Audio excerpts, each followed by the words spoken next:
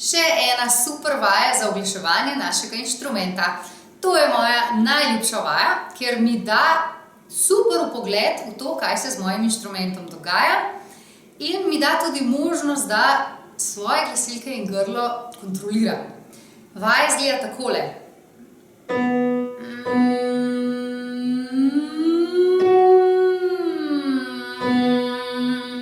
Začnem na spodnjem tonu in potem drsam do zgornjega tona ter med tem poskrbim, da moje glasilke ostanejo v enaki legi.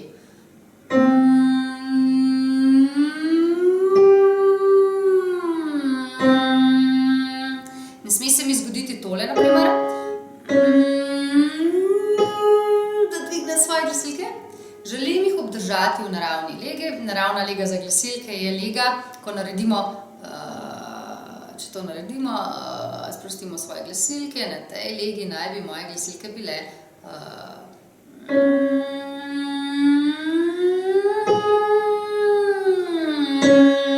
In potem na tej legi preko celotne lestvice obdržim svoje glasilke.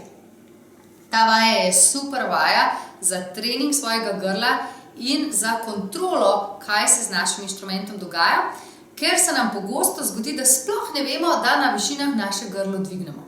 In potem s to vajo pridobimo ta občutek, kaj pomeni, če se grlo dvigne in pa kaj pomeni, če smo sposobni grlo obdržati v naravni legi tudi na višinah. Spodaj imate klavirske lestvice, s katerimi lahko vadite. Če vam vaja postane previsoka, se ustavite in se potem znova priključite, ko vam lega lestvice ustreza. Upam, da vam bo ta vaja šla. Če vam ne gre, mi prosim pišite vprašanja in vam odgovorim v najkrajšem možnem času. Lepo se majte in se vidimo.